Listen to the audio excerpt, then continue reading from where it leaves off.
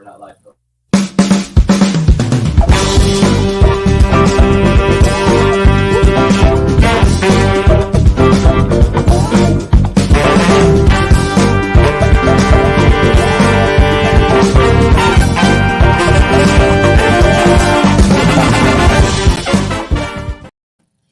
Welcome, everyone. So the governor recently signed, as a matter of fact, last week, Governor DeSantis signed the Don't Say Gay bill, or that's how we normally refer to it out here, commonly known, but it's called the Parental Rights Bill. Is it really about sexual education, preventing sexual education, inappropriate education of children? Today, to discuss this, I have Orlando Gonzales, the executive director of SAVE organization. Now, the reason why I brought him in is because this is a man that's in the trenches, dealing with the intended and unintended consequences of this bill. So I would love to talk about this. Let's get deep into what the bill actually says, because I know there's some misinformation about it. That's right. People believe that it's about preventing current education in kindergarten through third grade.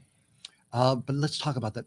Welcome, everybody. Again, I'm Robert Asencio. Orlando, good morning. Welcome. Good morning, joining us. Representative Asencio. It's really wonderful to be with you. And you're absolutely right. There's a lot of misinformation about the bill, and there's a lot of red herrings about the bill, right? Okay. Really some deceitful ways in which the bill was presented, I think, by the sponsors of the bill that really do some harm into the community. And so, when you talk to the sponsors of the bill and people that voted for it, they say that the intent of the bill was to prevent discussions about sex happening in young ages, right?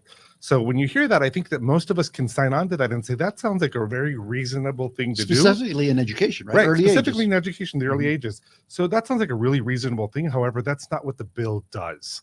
And so the way that it's discussed, the way that it's sold to the other colleagues within the House and the Senate in the state of Florida, that's the way that it was pushed onto them.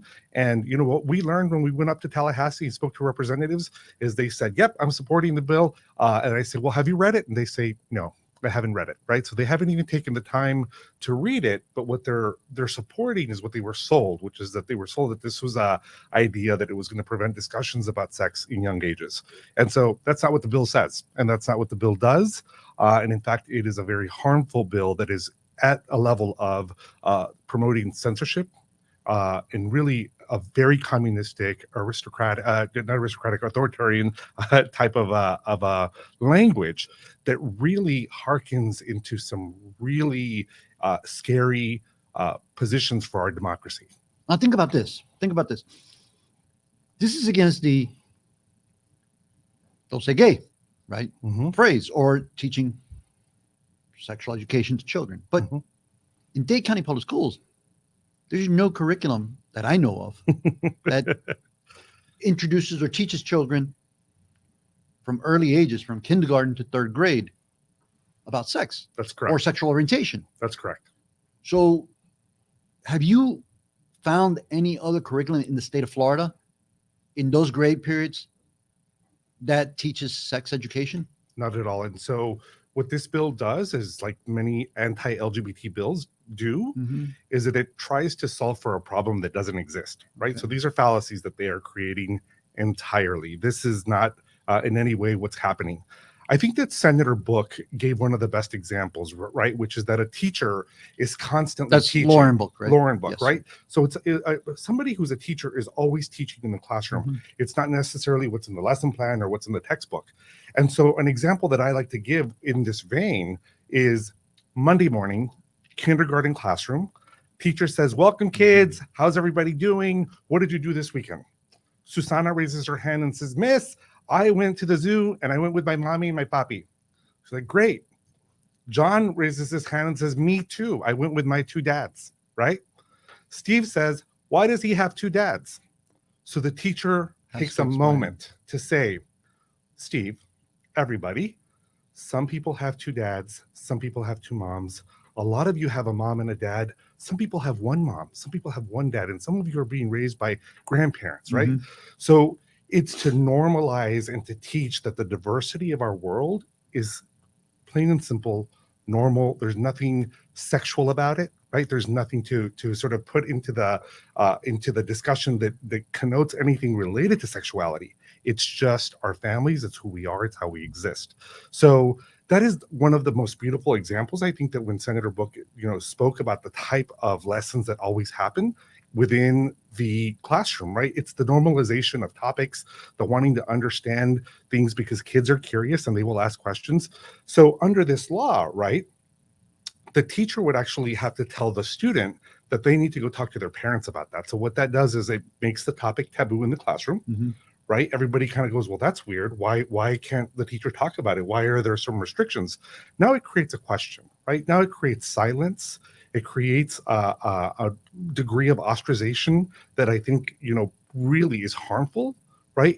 It makes people who are living in a heteronormative world think that that's okay.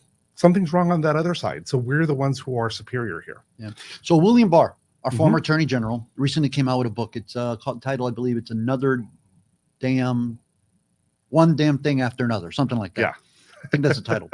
And in his book, midway through the book, he basically describes the fight to guard religious freedoms. Mm. And he goes to a section in the book, and he brings up that there's no greater threat to religious freedoms than current education curriculum in schools where they're teaching sexual orientation. Mm. Now, let's face it, whether you're gay, LGBT, however you put it on the spectrum, right? Whether you're heterosexual or not, Right. Whatever your preferences are, I think we'll all agree that there's appropriate behavior and there's inappropriate behavior, Mhm. and that sexually material, whether it's heterosexual or not, there's a place for it. Mhm. But we don't see this in the classrooms, Mhm. or do we? We don't, right? And it's not Other a than the preference, example right? that Lauren Book provided, Right, Senator right, Book provided. right. And it's not a preference, right? It's an orientation. It's who you are. And one of the things I think that is really important is that I stand when we corrected. see the weaponization of religion, Mm-hmm. right, we know that we are in really bad times, right? Religion has its place in society, right? Parental rights have a place in society, right? Parents have always had rights. There's nobody taking rights away from parents. They are really the ones who have the strongest ability to say what happens and what doesn't. Already within the educational system, parents have the right to opt out of any part of the classroom that takes place. Since I was a child, I remember there were some students that wouldn't do the Pledge of Allegiance because their religious beliefs prohibited them from doing that, right? Some people did not participate in dissecting animals in biology because their parents prohibited them. The opt-out options have always existed. Parents have always had the strongest position. But now religion is being used as a way to infiltrate classrooms. But what this really is an attack on public education. This is about the growing proliferation of the profit-making charter school business. And I want to be really clear. There are some really good charter schools. There are some outstanding charter schools. Mm-hmm. But when you look at this from the spectrum of what it does to the public education system, and when you look at where charter schools exist and where they don't, this is a class battle. This is a battle on our society, and it's an attack on the middle class, right? So I want to be really clear that this bill attacks not only the LGBT community, it attacks our public school system, it attacks democracy, it attacks free speech. I kind of think it attacks something else, taxpayers. Absolutely. Because there's one portion of the bill that basically allows parents to object to materials that are already in print, already being used in schools, part of the curriculum. Mm-hmm. Allows them to object to that material, and the school has a choice: review it, beyond reviewing it, right? Mm-hmm. Keep it, litigate it, or get rid of the books. Mm-hmm. Costs money. Mm-hmm. But here's the thing: if they litigate it, they would have to litigate each book individually. And I believe that there's recently a parent group on the west coast of the state of Florida that came up with a list of around 800 books that were inappropriate. So the school districts are going to have a choice: fight it and litigate each book as a separate case. Taxpayers are going to pay. So taxpayers are going to have to throw away the money that they already bought the books for, or they're going to have to. And let me ask you: are the parents are the majority of the parents in Florida, since the bill's called parental rights, is there a call from the parents for this right that you say they have, that we know they have? Yeah. So a couple of points. Number one, I think the best books that I read in school were on the banned book list, right? Those are the ones where I learned some of the greatest lessons about our society. And so let's take a step back to sort of look at the waste, right? The litigious waste that is built into the bill. So the way that the law is written, it says that there's a prohibition on the topics of sexual orientation and gender identity to be done in the grades pre-K through 3 or as determined to be inappropriate. So the huge problem with the bill is that it's not just about pre-K through 3. That or part means that anybody, right, at any grade level can find this inappropriate. So a 17-year-old can have the exact same situation that I described earlier about going to the zoo. That happens in a junior year classroom, right? And suddenly the kid comes home and tells his parent, "Oh, we learned that Steve has 2 dads." Okay. And the parent says, "Did you guys talk about that? I'm offended by that." Right now, the parent has the ability to be able to, in the bill, right, their cause of action in here is that they are able to file a complaint with the school. And if they're not happy, then they are able to go right up to the top and sue the school district. Being able to sue the school district now creates a financial burden, not only on the school system, but on the taxpayers, having to pay for these wasteful lawsuits that are going to be coming through from parents who are offended, the snowflake parents that are offended, right? There's always this attack that we're the snowflakes. Who are the snowflakes now? Because every time that they're going to be offended because a topic comes up that they didn't like in school, they're going to file a lawsuit. They're going to go to the most extreme case of being able to file a grievance, and they're going to file a lawsuit. This is waste, right? This is coming from the party that has always touted itself as being financially and fiscally most responsible, right? The most, careful with finances. This is waste. They have turned their backs on their own party principles. It's funny because, well, it's not funny, it's sad. And dovetails on what you're just saying. Dave Ehrenberg, the state attorney in Palm Beach, he was on national news, I believe it was yesterday morning. And they were asking about the unintended consequences, legal unintended consequences of this bill. It's a ideology bill. Right. And he was saying that the legal consequences, unintended legal consequences, are very punitive to taxpayers. Right. But look, let's take this back a little bit farther.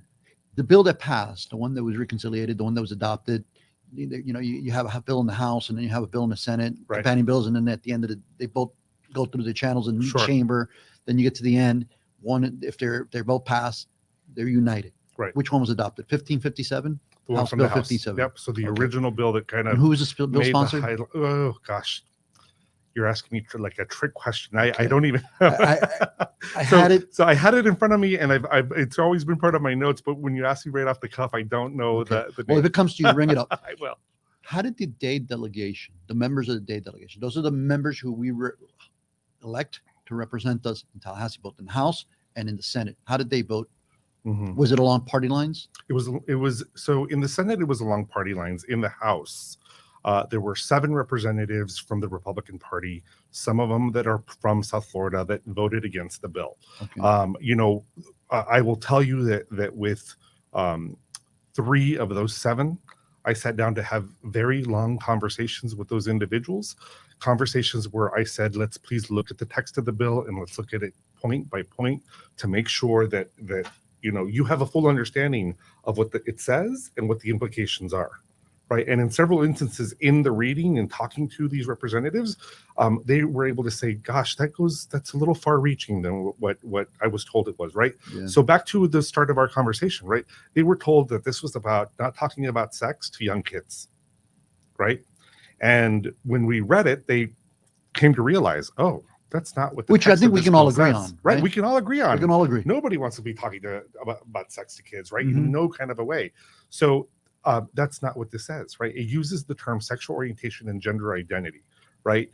The nomenclature, the phrase sexual orientation and gender identity, we all know that is the term, the phrase that is used when you are referring to the LGBT community, right? We all know that. And that's what it mentions specifically. And so there's no way to hide in any way that there's not a prohibition specifically that targets the community. It should have just said, don't talk about sex. Yeah. Period. Yeah. Straight sex, gay sex, all sex. We don't want you to talk about it. Fine. Equal opportunity for everybody. You don't talk about any sex. That's fine. But this specifically points to our community and says sexual orientation and gender identity. And the other point, which is the most perverse thing that the party has done here, is that they have sexualized the LGBT community. You know, that's Sexualized amazing. it. That's actually, no matter where you're at on the spectrum, right? No matter where you are, no matter where your preferences are, we believe right is right and wrong is wrong. Mhm. So what people do in the confines of their homes and in the privacy, in their own privacy, it's on them. As long as they're not violating the law, as long as, you know, taking advantage of people, it's on them. But what stinks is that, you know, there's some really influencers. I guess that's not the best term to use. There's some people that are really contribute immensely to this community, whether economically, socially, intellectually, the list goes on, that are part of the LGBT community that do not deserve this. Mhm. How do they feel? So how do they feel? Yeah, Well, what do we they have feel? a What number is the of people- sentiment about this? Right. This So we have a number of people who are saying, like, I don't know if it's okay to live in Florida anymore. Right. I don't Republican know- to Democrat? Both. Right. So they're starting to say, like, wait, what is Florida becoming? Right. If Florida is becoming the kind of place where the legislature meets Mhm. and doesn't address housing, insurance costs, the environment, but they sit down and they spend their entire time up in Tallahassee on culture wars, they're thinking nobody's taking care of me, right? Yeah. Nobody's taking care of the fact that we are living in a critical moment in time when very specific issues need to be addressed, and our legislature wastes its time On ideology issues. on ideology issues, on culture war issues. So we have, and you just mentioned it. We were talking about this offline. The exorbitant cost, the increase of housing, Mhm. rentals going up to the roof. Real estate is going great if you have a house and you want to sell, but at the end of the day, If you what want does to that buy, do for the people that are here? That's right. Orlando, this is, where do we go from here? So where do we go from here is that we need to make sure that we bring the balance of power in our legislature back, and that we vote, that we make sure that people are held accountable for the kind of voting record that they've had, to be able to normalize and moderate where we are in terms of the work that we're doing in our legislature. It's time for people to wake up, get active, get out the vote, and do everything possible to make sure that the most irresponsible elected officials are voted out of office, and that we put people into these jobs that take their job seriously so that they can address the most important issues, right? It's about protecting people and about making sure that we can all thrive. And that's not what this legislature does and what the leadership is doing at this moment. They need to be voted out. We'd like your opinion. Please tell us what you think. Drop us a line. Let us know what you want. Orlando, if they want to get a hold of you, where can they get a hold of you? At save.lgbt, and you can also find all my information there. You can email me at orlando@save.lgbt. You know, we all have fears, right? That's right. And a lot of people, I'm going to say it, a lot of people have fear of the unknown. They may be heterosexual. They have fear of the LGBT community. Man, I got to tell LGBTQ community, right? Is that the proper way of saying it now? I got to tell you, it's my community. It's part of our community. I have family members who are gay. I'm straight. And I think we can all sit at the table. We're all human beings. And that's what we all want, is a fair shake at life. And when we have bills like this that really are sold as one thing, which is sexual education, preventing children from being taught sexual education at early ages, and it is disingenuous, it really puts us down a path of a slippery slope. What happens tomorrow if we say we no longer want to have people practice X religion, or we no longer like bald people, or people with less hair, people with more hair? However, this is the slippery slope we're going down. This is way beyond education. This is way beyond sexual education. This is really an affront on our civil liberties, something we have fought so hard for equality here. And our nation does so much better when we're united. Any closing thoughts for our guests? I mean, for our audience? Yeah. So just, my closing thoughts are, number one, that this is fear mongering, and people are always fearful of what they don't know and change, right? And here, many times what they don't know is they're not familiar with the LGBTQ community. So I would say engage in what you don't know, right? And you will find out that probably if you listen more closely to some of your family members and some of your friends, they're members of the community, but you're choosing to ignore them, right? They're choosing to sort of stay in the unknown. And that's a whole topic for another discussion. Right. So that's and that's the part where I think that we have to sort of stop putting things under the carpet and start to sort of embrace, where we are.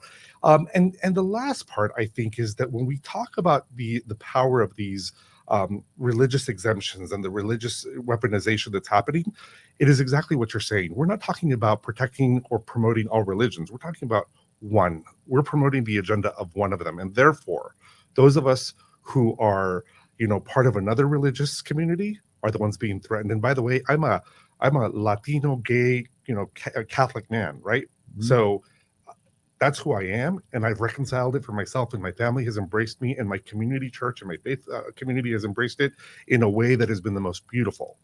And so I hope that people can sort of see the light and come around to being much more humane and to uphold the dignity of individuals and everybody in the community. That's powerful. Brother, you are my brother. You're a part of my community, and whatever I can do for you, I'm here. Thank you. Well, this has been another show. Please, again, drop us a line. Let us know what you think. Let us know what you want us to feature, what your thoughts are. To the Millers, the Miami's community newspaper, family team, Michael Miller, Grant Miller, Andres in the behind, Ilian, all of you working hard to make this show happen. Thank you. We can't thank you enough. And to you, the audience, please join us. Thank you again.